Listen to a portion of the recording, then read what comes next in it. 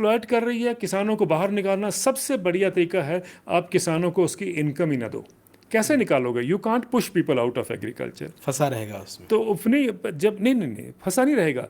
जब उसके पास एक साल उसने मार सह ली, दूसरे साल सह ली, वो निकलेगा खेती से, वो मजबूरन निकल जाएगा खेती से, आपको पुश करने की जरूरत नहीं है। तो ये जो दुनिया में हुआ, वो आज हम अपने नए रूप से हम उसको लेके आ रहे हैं, उसी सोच को कि किसानों को बाहर निकालना है।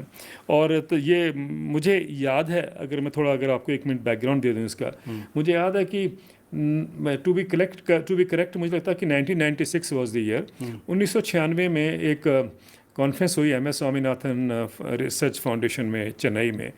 उसमें वर्ल्ड बैंक के उस समय के सस्टेनेबल डेवलपमेंट के वाइस प्रेसिडेंट साहब आए थे, उनका नाम था इस्माइल सारेगल्डिन।